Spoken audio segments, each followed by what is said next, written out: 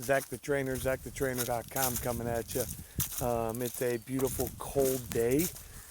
Fall has arrived and winter is setting in. It'll be almost snowing next week and it'll be freezing from here on. So take advantage of everything you can now. What we're going to go over today is we're going to go over just a little bit about what I know about mold and disease. First off, if you haven't been tested for mold, illness, or Lyme disease, I highly recommend that you do. If you get tested by the doctor and it shows that you don't have Lyme disease or they don't have a proper reading, or I still recommend that you do a third party.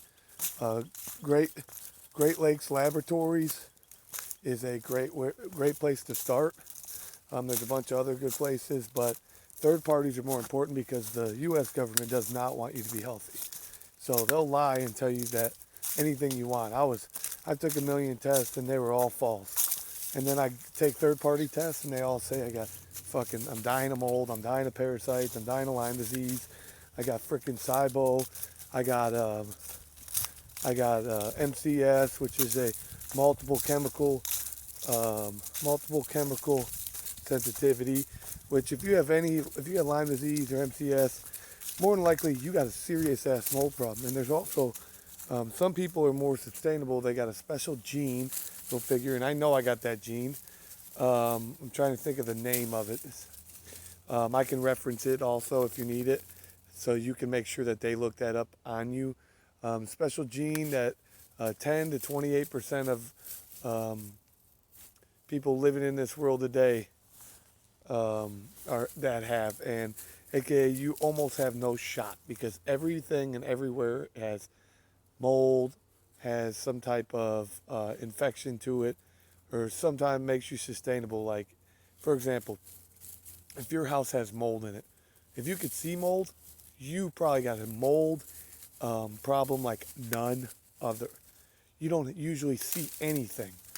90% of mold goes untraceable by the CNI and is all over the place.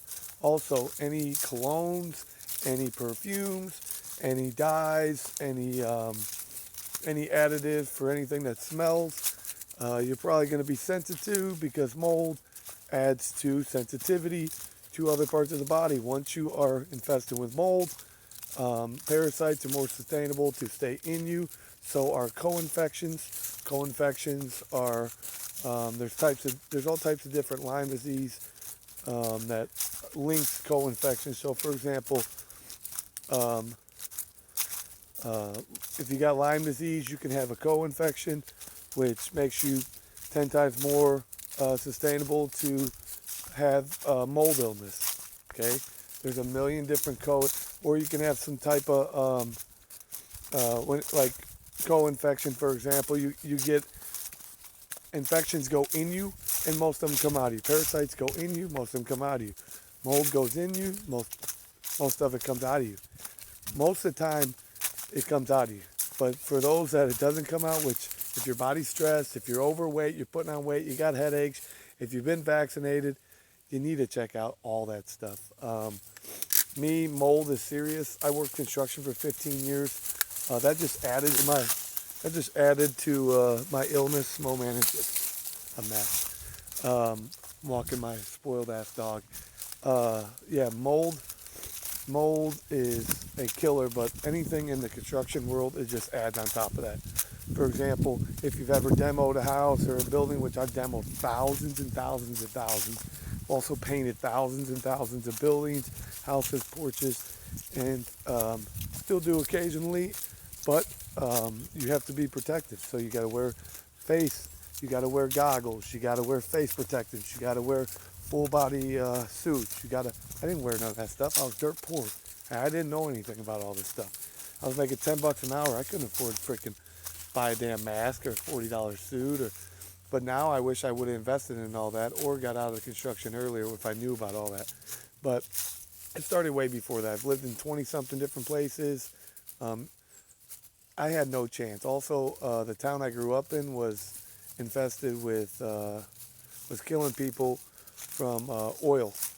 Clark's Oil was dumping oil and killing everybody in their water, in their food, in the rivers, in the lakes, everywhere, everything. So in the air, and you add that on top of not sleeping well. You add that on top of rheumatoid arthritis. You add that on top of stress. You add that. So it all works together. Not one system plays a separate role. They all work together. So when one system goes, the rest go with it. So if you have a respiratory problem, you probably have a heart problem. If you have a mold problem, you probably have a Lyme problem or some type of other infection. If you want to know more, you want to join my team, health and fitness is all in one. There is no in between. You can't just work out and be healthy. There is no such thing. Nobody's going to be that lucky. You're going to absorb everything in this air, in the water, in the food, kills us. And the world knows that it does, so you got to do your best to remove all that. ZachTheTrainer.com.